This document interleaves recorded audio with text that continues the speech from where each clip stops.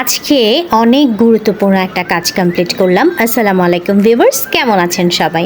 আমি আমার ফ্রিজগুলো খুব ভালো করে ডিপ ক্লিন করে নিয়েছিলাম, কারণ ঈদের আগে মনে হয় আমাদের হাউসওয়াইফ যারা আছি তাদের জন্য এই কাজটি খুব গুরুত্বপূর্ণ একটা কাজ। তো আমি এই ফ্রিজের যে ডিপের পোর্শনটা থাকে এখানে বাচ্চাদের টিফিন আইটেম, তাছাড়া ফ্রোজেন জিনিসগুলো রেখে থাকি।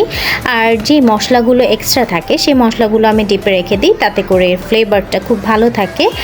আর আমার মনে হয় যে আমরা যদি ছোট ছোট বাস্কেট ইউজ করি ফ্রিজ অর্গানাইজ করার ক্ষেত্রে, তাহলে ছোট জিনিসগুলো পেতেও সুবিধা হবে, প্লাস অর্গানাইজডও থাকবে।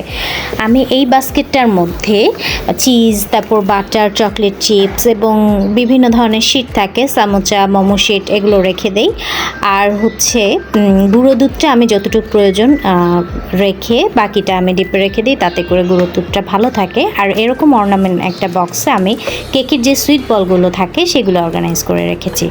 আর ফ্রিজের যে ডোর থাকে এখানে আমি বিভিন্ন ধরনের মশলার যেই গুঁড়োগুলো সেগুলো রেখে দিয়েছি, এতে করে কিন্তু মশলাগুলো অনেক দিন ভালো থাকে। তাছাড়া ইস্টটাও আমি ডিপে রেখে দিই, তাহলে ইস্টও ভালো থাকে।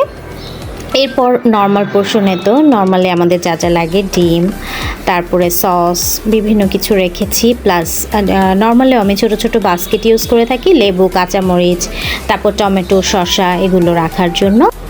আমার ডিপ ফ্রিজে অনেক দিন ধরে ইচ্ছে ছিল যে আমি পলির মধ্যে কোনো মাছ মাংস রাখবো না, সেটাই করলাম।